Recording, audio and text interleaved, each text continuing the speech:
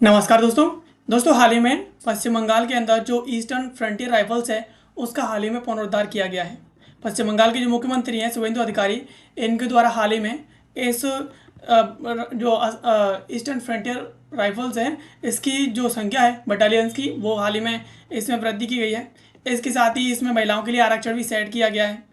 इसके साथ ही हाल ही में ये खबर भी सामने आई है कि शुभेंदु अधिकारी औपनिवेशिक काल की बंगाल गोरखा सेना है उसे अब पुनर्जीवित करेंगे, जिसे ममता बनर्जी सरकार के द्वारा खत्म करने की कोशिश की गई थी।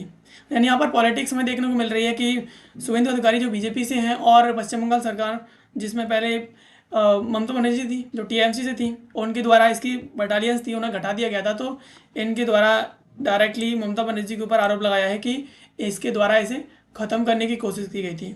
चलिए समझते हैं कि आखिर जो ईएफआर है वो क्या चीज़ है, इसका इतिहास कैसा रहा है और वर्तमान में भारत की स्थिति क्या है, क्या इसमें महिलाएं भर्ती की जा रही हैं तो कितनी संख्या में की जा रही हैं, इन सब के बारे में चलिए विस्तार से समझ लेते हैं। पूर्वी फ्रंटियर राइफल्स यानी ईएफआर का पुनरुद्धार की बात करें तो शुभेंदु अधिकारी के द्वारा हाल ही में इसको लेकर के घोषणा की गई है।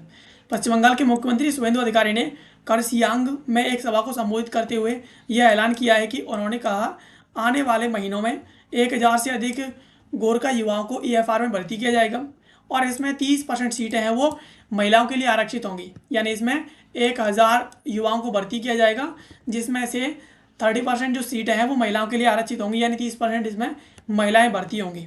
इसके साथ ही यह घोषणा बीजेपी की जो पश्चिम बंगाल है उसमें ऐतिहासिक जीत के कुछ हफ्तों बाद देखी गई है। यानी जब पश्चिम बंगाल के अंदर बीजेपी की जीत हुई है तो उसके बाद ये घोषणा देखने को मिली है। इसके साथ ही शुभेंदु अधिकारी स्वयं गृह एवं पर्वतीय मामलों के जो विभाग है उसके मंत्री भी हैं, तो उनके द्वारा इसका पुनरुद्धार करने की हाल ही में घोषणा की गई है। इसके साथ ही ईएफआर के इतिहास और इसकी पृष्ठभूमि की बात करें तो ईएफआर की जो जड़ें हैं वो ईस्ट इंडिया कंपनी से उसके युग से जुड़ी हुई है। यह एक सीमा सुरक्षा बल के रूप में खड़ा किया गया था। इसे साल 1907 से ईस्टर्न फ्रंटियर राइफल्स के नाम से जाना जाता है। वर्तमान में यह पश्चिम बंगाल पुलिस के अंतर्गत एक सशस्त्र इकाई है। यानी जो ईएफआर है वो ईस्ट इंडिया कंपनी के टाइम से है, जो इसकी स्थापना हुई थी तब से लेकर के, और उसके बाद 1907 से इसे ईस्टर्न जो फ्रंटियर राइफल्स है उसके तौर पर इसे जाना जा रहा है। और वर्तमान में इसकी स्थिति ये है कि पश्चिम बंगाल जो पुलिस है उसके अंतर्गत ये एक सशस्त्र इकाई के तौर पर काम कर रही है।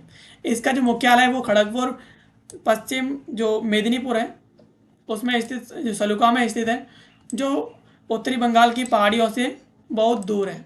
यानी इसका मुख्यालय खड़गपुर के अंदर है। इसके साथ ही यहाँ पर 1947 के विभाजन के बाद ईएफआर को भारत और पाकिस्तान के बीच बांट दिया गया था। यानी जब विभाजन हुआ था तो ईएफआर को भी दो पार्ट में डिवाइड कर दिया गया था। अब यहाँ पर पाकिस्तानी जो हिस्सा था वो आगे चल करके बांग्लादेश राइफल्स बना, जो वर्तमान में अब आकर के बॉर्डर जो गार्ड बांग्लादेश है यानी बीजीबी के नाम से जाना जा रहा है।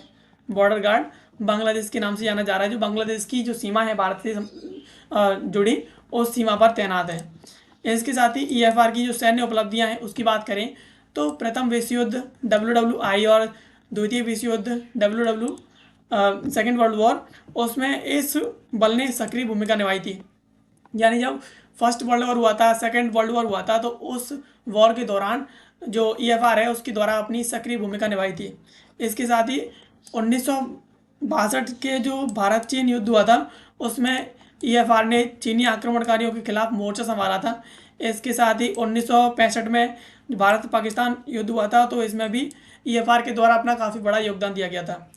एंड 1971 के बांग्लादेश मुक्ति संग्राम हुआ था तो उसमें भी यहाँ पर पाकिस्तान के विरोधी ये बल काफ़ी ज़्यादा लड़ा था। इसके अलावा स्वतंत्रता के बाद यह बल नक्सल और माओवादी विद्रोहियों अभियानों में सक्रिय हो गया।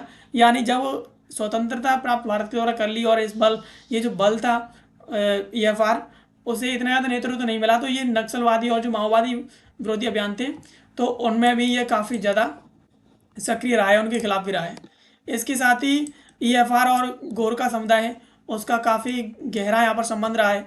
ईएफआर का जो चिन्ह है वो यहाँ पर चिन्ह है वो कुकरी है। ईएफआर यानी कुकरी है, वो गोरखा का भी चिन्ह है और ईएफआर का भी चिन्ह कुकरी ही है। इसके साथ ही गोरखा समुदाय की पहचान भी कुकरी मानी जाती है और ये जो सैन्य गौरव है उसका प्रतीक भी है, वो कुकरी ही है। दार्जिलिंग और कालिम्पोंग, इसके अलावा आसपास की जो पहाड़ियाँ हैं उनके युवा की जो पीढ़ियाँ हैं वो इसी बल में सेवा देती हैं। यानी जो दार्जिलिंग है, कालिम्पोंग है, आसपास की जो पहाड़ियाँ हैं, जिन पहाड़ी क्षेत्रों में जो युवा रहती हैं वो ज़्यादातर जो ईएफआर को ज्वाइन करेंगे या फिर वो गोरखा को ज्वाइन करेंगे। इन्हीं दो बलों में वो अपनी ज़्यादातर सेवाएं देते हैं। और इसके अलावा ईएफआर में भर्ती को परिवारों में सेना या अर्धसैनिक बलों जितनी प्रतिष्ठा प्राप्त है। यानी ईएफआर में भर्ती होती है तो ज़्यादातर जो सेना और अर्धसैनिक बल हैं उनकी तरह इनको माना जाता है। इसके साथ ही 2021 में दार्जिलिंग जो क्रॉनिकल है उसने ईएफआर को गोरखाओं की भावनाओं से गहरा जुड़ाव बल बताया था। यानी जब दार्जिलिंग क्रॉनिकल के द्वारा 2021 में एक आर्टिकल छापा था तो उसके द्वारा बताया गया था कि गोरखा है वो जो ईएफआर है वो खासतौर पर गोरखा जो गोरखा हैं उनकी भावनाओं से काफ़ी ज़्यादा जुड़े हुए हैं। यानी ये दोनों एक दूसरे से कनेक्टेड है। इसके अलावा उसी रिपोर्ट में मांग उठाई गई थी कि ईएफआर को सीआरपीएफ बीएसएफ की तरह central armed police force CAPF का दर्जा दिया जाए। यानी उस दौरान यही मांग की गई थी कि जो ईएफआर है उसको सीआरपीएफ या बीएसएफ या सेंट्रल जो आर्म्ड पुलिस फोर्स है सीएपीएफ है उसके तरह एक केंद्रीय पुलिस बल का दर्जा दिया जाए। इस प्रकार की इसे ऐड करने की उस टाइम पर मांग की गई थी काफ़ी ज़्यादा। इसके अलावा यहाँ पर बीजेपी के द्वारा जो ममता बनर्जी सरकार है उस पर आरोप लगाया था कि इसके द्वारा ईएफआर को मार दिया गया था, यानी उसे ख़त्म करने की कोशिश की गई थी। एंड बीजेपी सांसद जो राजू बिस्ता हैं उनके द्वारा जनवरी 2026 में ईएफआर के प्रतिनिधियों से मुलाकात की और टीएमसी सरकार पर गंभीर आरोप लगाए। उन्होंने दावा किया कि 2010 के बाद कोई नई भर्ती नहीं हुई है और 2000 से अधिक जो पद हैं वो वर्तमान में रिक्त पड़े हुए हैं जो ईएफआर के हैं। यानी साल 2010 के बाद ईएफआर में कोई भर्ती नहीं करी गई है और तब से लेकर अब तक 2000 से अधिक पद हैं वो ईएफआर के खाली पड़े हुए हैं। टीएमसी सरकार ने ईएफआर के 3 बटालियनों को घटा करके 2 कर दिया है।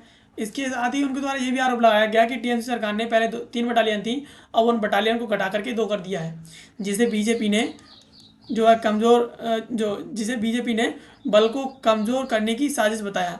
यानी उसके द्वारा कहा गया कि टीएमसी ने खुद बटालियन कम की और दूसरा आरोप लगाया कि ये बटालियन है वो बीजेपी के द्वारा कम करी गई हैं। बेस्ता ने बल को ख़त्म करने की कोशिश कहा और वहीं टीएमसी ने इन आरोपों को खारिज करते हुए कहा कि उन्होंने पहाड़ों में विकास और कल्याण कार्य कराए हैं। यानी टीएमसी के द्वारा तो कहा गया कि उनके द्वारा इसमें बटालियन जरूर कम की हैं लेकिन पहाड़ी क्षेत्रों में इसके तुलना में काफ़ी ज़्यादा काम करवाए हैं। वहीं बीजेपी लगातार आरोप बढ़ती चली आ रही है। एंड इसके अलावा बीजेपी की राजनीतिक रणनीति और भविष्य की दिशा की बात करें तो ईएफआर का जो मुद्दा है वो साल 2026 के विधानसभा चुनाव से पहले जो उत्तरी बंगाल है उसमें एक महत्वपूर्ण राजनीतिक विषय के रूप में देखा जा रहा है। वहाँ पर एक बहुत बड़ा राजनीतिक विषय बन गया है। बीजेपी सांसद राजू बिस्ता ने बताया कि सीएम शुभेंदु अधिकारी ने उन्हें पहले ही आश्वासन दिया था कि बीजेपी सरकार बनते ही ईएफआर को पुनर्जीवित किया जाएगा, उसका पुनरुद्धार किया जाएगा। और शुभेंदु अधिकारी ने यह घोषणा अपनी दार्जिलिंग पहाड़ियों की पहली यात्रा के दौरान की, जो इसकी भावनात्मक और जो राजनीतिक अहमियत है उसको काफ़ी ज़्यादा दर्शाता है कि ये कितनी ज़्यादा यहाँ के लिए अहम है। इसके साथ ही बीजेपी इस कदम के जरिए गोरखा समुदाय के साथ अपने संबंध और मजबूत करना चाहती है। यानी बीजेपी के द्वारा जिस प्रकार से अब ईएफआर के अंदर गोरखा समुदाय के अंदर ये जो नई भर्ती करने का अनाउंसमेंट किया गया है तो इसमें उनके द्वारा कहा गया कि इन बलों के साथ बीजेपी अपना संबंध और अधिक मजबूत करना चाहती है। इसके साथ ही ईएफआर के पुनरुद्धार को केवल नौकरी देने का कदम नहीं बल्कि गोरखा इतिहास, स्मृति और गौरव की वापसी के रूप में देखा जा रहा है कि किस प्रकार से ईएफआर को और अधिक बढ़ा करके गोरखा समुदाय में वृद्धि की जा रही है। तो इस प्रकार से शुभेंदु अधिकारी के द्वारा जो गोरखा जो सैनिक हैं उनकी अब और अधिक वृद्धि की जा रही है और इनके द्वारा पोस्ट भी खाली करके दी गई है कि 2000 से अधिक सैनिकों की यहाँ पर भर्ती की जाएगी और उसमें महिलाएं हैं वो भी इसमें इंक्लूड होंगी। महिलाएं भी इसमें शामिल होंगी जिन्हें आरक्षण समेत 30% उन्हें इसमें हिस्सा दिया जाएगा, यानी 30% इन्हें आरक्षण दिया जाएगा। तो इस प्रकार से जो पश्चिम बंगाल के सीएम है शुभेंदु अधिकारी उनके द्वारा अब जो ईएफआर जो फोर्स है उसको पुनर्जीवित करके उसकी संख्या पश्चिम बंगाल के अंदर और अधिक बढ़ा दी है। एंड यहाँ पर EFR को लेकर एक छोटा सवाल है कि इसकी स्थापना कब हुई थी। वैसे तो मैंने आपको बताया है, लेकिन इसका जवाब आपको कमेंट बॉक्स में देना है। आपके पास सवाल है, EFR को वर्तमान में ईस्टर्न फ्रंटियर राइफल्स का नाम जो है कब दिया गया था, यानी ईस्टर्न जो फ्रंटियर राइफल्स हैं उसके नाम से इसे कब से जाना जा रहा है। आपके पास ऑप्शन हैं, ऑप्शन ए है 1907 में, ऑप्शन बी है 1908 में, और ऑप्शन सी है आपके पास 1807 से, ऑप्शन डी है आपके पास 2007 से। तो EFR को ईस्टर्न जो फ्रंटियर राइफल्स है उसके नाम से कब से जाना जा रहा है, इसका जवाब आपको कमेंट बॉक्स में देना है। बाकी ऐसे वीडियोस के लिए आप हमें सब्सक्राइब कर लीजिए। मिलते हैं किसी अगली वीडियो में किसी नए और महत्वपूर्ण टॉपिक के साथ। तब तक के लिए आप सभी का बहुत बहुत धन्यवाद।